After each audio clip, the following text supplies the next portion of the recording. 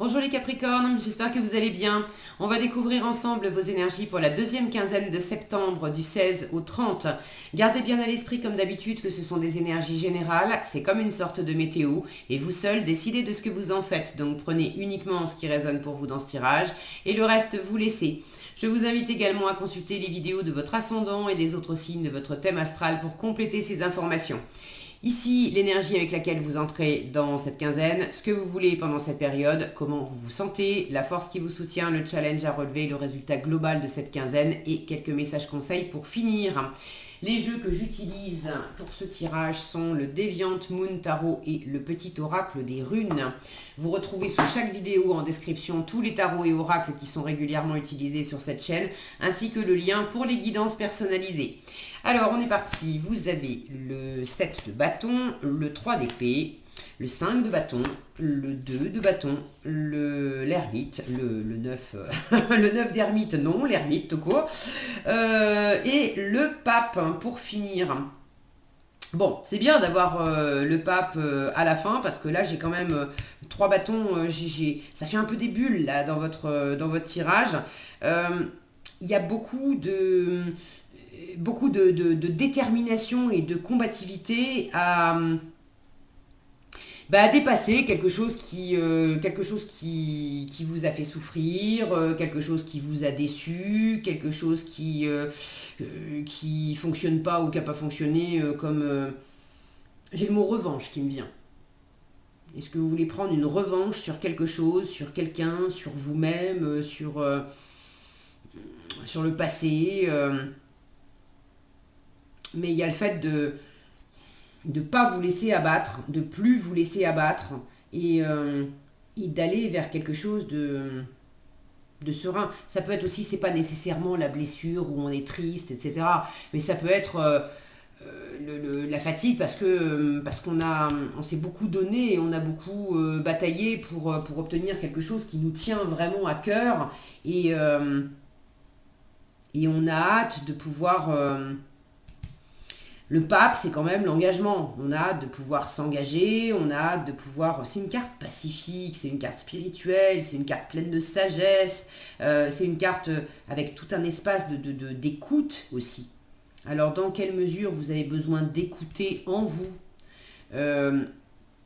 c'est cette tension parce que vous avez envie, parce que vous voulez vous dépasser, parce que vous voulez vous prouver quelque chose, vous prouver quelque chose à votre environnement, dans quelle mesure vous avez besoin de faire preuve d'écoute et de bienveillance vis-à-vis de votre environnement pour peut-être moins mettre de pression sur l'environnement et sur vous-même aussi, et dans quelle mesure vous avez besoin, vous, d'avoir une oreille attentive et un espace de douceur et de bienveillance où une personne ou plusieurs personnes vont pouvoir entendre que vous avez beaucoup donné, que vous êtes fatigué, que vous avez peut-être eu mal au cœur ou été déçu ou des choses comme ça, de pouvoir vider votre sac en fait.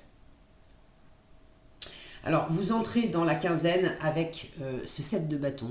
Vous tenez bon, là c'est vraiment une carte de défensive.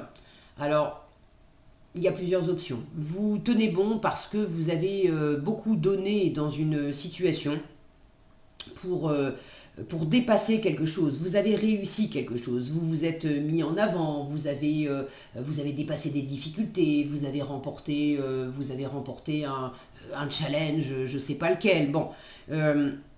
Et depuis que vous avez opéré cette réussite et ce dépassement, là, vous êtes en train de consolider vos acquis et de batailler pour être sûr de ne pas revenir en arrière. Ça vous a coûté quelque part, ça vous a demandé de la force, de la détermination, du courage, peut-être aussi des investissements autres, matériels ou je ne sais pas.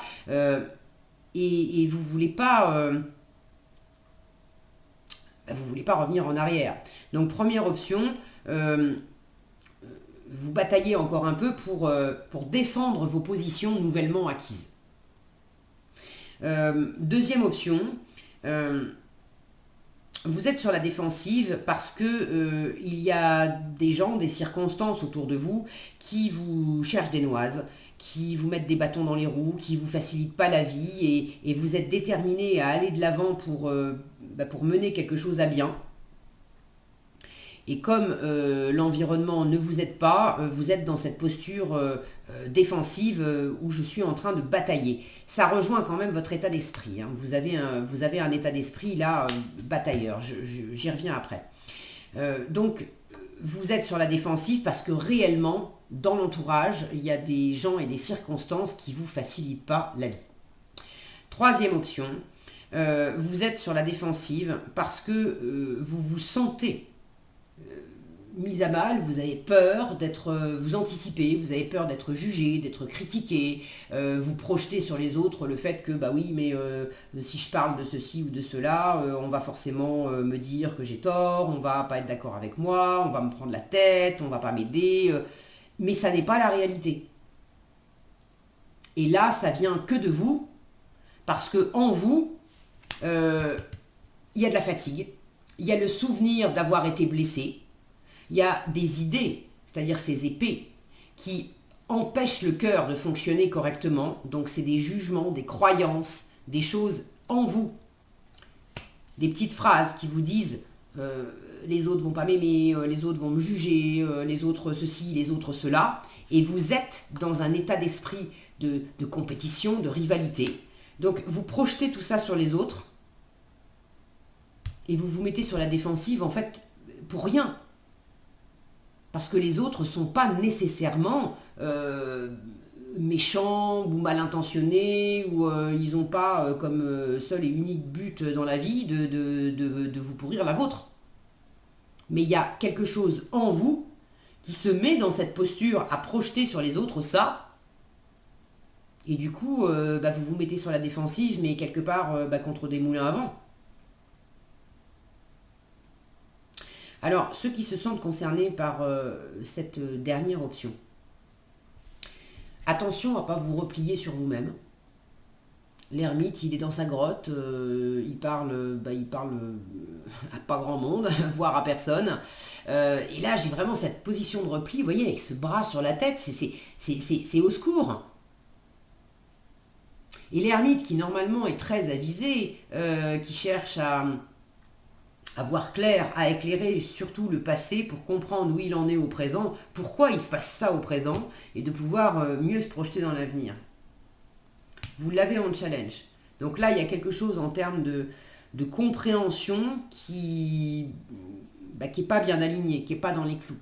Alors, est-ce que c'est parce que vous ne voulez pas, quelque part, vous ne voulez pas apprendre, vous préférez être dans cette position de repli plutôt que de chercher pourquoi je réagis comme ça.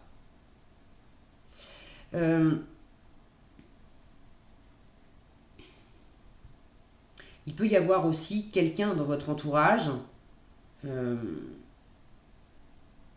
qui est mauvais conseiller en fait. Là, j'ai deux sages. Normalement, j'ai deux experts, j'ai deux sages. Alors ça peut être une seule et unique personne hein, d'ailleurs. C'est attention à ne pas remettre votre pouvoir à l'autre. Attention à ne pas considérer que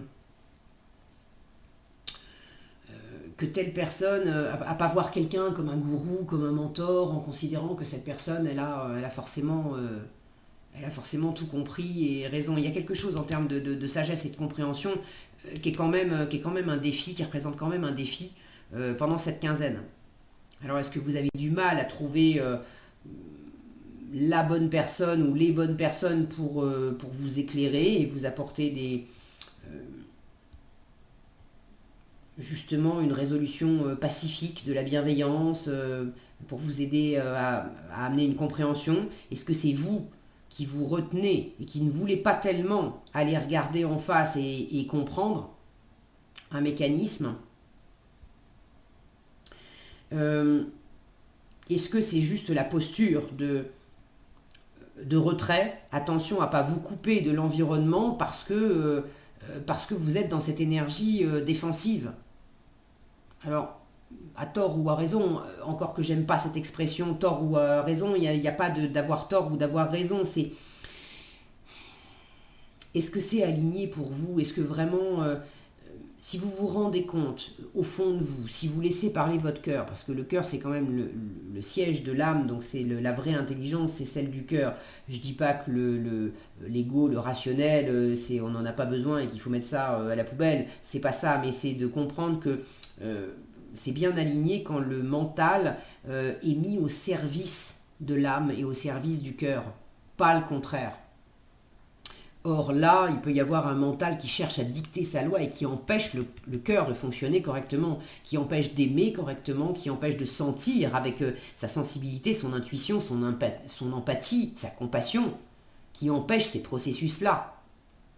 Et du coup, qui vous empêche aussi, dans quelle mesure vous êtes dur, vous avez peur que les autres soient durs avec vous, qui vous critiquent, etc. Mais dans quelle mesure vous êtes dur avec vous. Vous critiquez, vous jugez, vous mettez la pression. Ce conflit que vous ressentez peut-être avec les autres, il est en vous d'abord. Donc, il n'y a pas d'avoir tort ou d'avoir raison, c'est juste de constater quel est le processus et où est-ce que je me trouve. Voilà, j'en suis où dans le processus.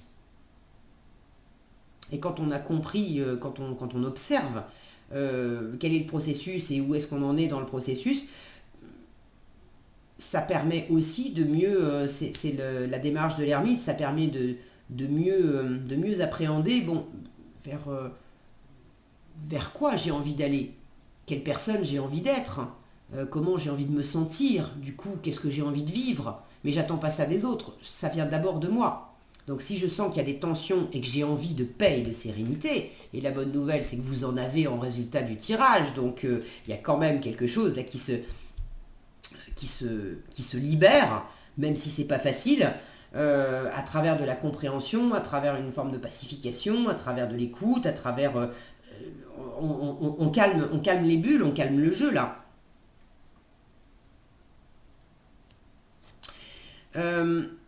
Alors, la force qui va vous soutenir pendant cette quinzaine, le 2 de bâton. Le 2 de bâton, c'est le fait de rester, d'être pour l'instant encore dans sa zone de confort, mais d'avoir envie de repousser ses limites, d'avoir envie de vivre de nouvelles aventures, d'avoir envie d'explorer de nouveaux horizons. Donc là, on vous dit, ne reste pas cloîtré dans ta grotte, envisage des nouvelles possibilités. On ne vous dit pas, change tout cette semaine, et bon, mais on vous dit, ne reste pas replié sur toi et envisage des nouveaux horizons et des nouvelles possibilités. Quand je vois ce personnage aussi qui tient ces deux bâtons là, on a une pince en fait au bout pour ramasser ce qui semble être des oignons. Les deux bâtons, c'est aussi être dans un entre-deux.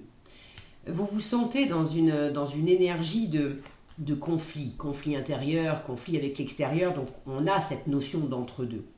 Il y a deux énergies, deux parties, de courants, même si il peut y avoir plus de deux personnes, mais grosso modo, il y a au moins deux forces qui s'opposent, qui se frictionnent, qui ne sont pas d'accord. Là, on vous dit, mais ne cherche pas nécessairement à les mettre d'accord, mais vois comment le point de rencontre de ces deux énergies, de ces deux options, de ces deux façons de faire, de ces deux envies, quel est le point de convergence et qu'est-ce que tu peux attraper avec ces deux énergies-là, en fait. Sans chercher à ce que ça soit que l'une ou que l'autre. J'espère que je suis claire. Prenez ce qui résonne pour vous. Si ça vous dit absolument rien, bon. Mais là, il y a cette notion de ne pas chercher...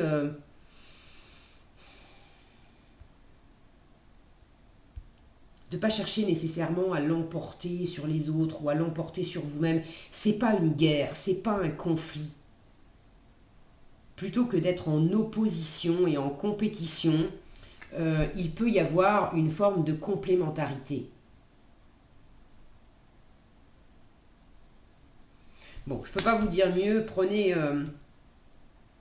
comme ça fait sens pour vous.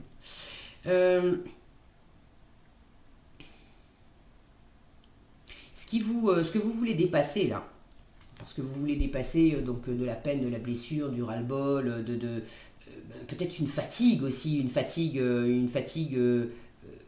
c'est plus une fatigue d'ordre psychique ou d'ordre émotionnel, moins une fatigue d'ordre physique. Ça peut aussi, hein, bien sûr, tout est lié, l'esprit, le cœur, le corps, tout est lié. Donc quand on est très fatigué dans une des trois sphères, en général, on finit par ressentir de la fatigue aussi dans les deux autres. Peut-être pas à la même échelle, mais bon. Là, je sens comme une forme de fatigue. Et puis, avec cette main là sur le front, le côté oh mon Dieu, presque un côté tragédie un peu. De dépasser peut-être une façon de vivre les choses comme une tragédie, alors que c'est pas nécessairement de la tragédie. Vous avez un pape qui vient clôturer votre tirage. Et le pape, c'est quand même un arcane majeur qui vous dit, peu importe comment les choses se passent, tout va bien se passer. Tu vas apprendre des choses, tu vas grandir d'une façon ou d'une autre, tout va bien se passer.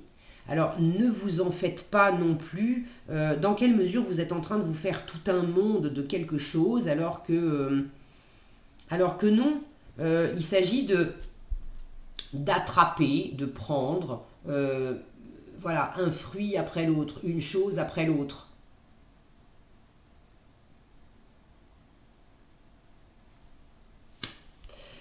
Bon, en résultat, possiblement un engagement. Peut-être que ce qui vous met de la pression, c'est justement parce qu'il y a un engagement à prendre, et puis un engagement que par ailleurs vous avez envie de prendre, mais ça vous colle une pression de dingue, parce qu'il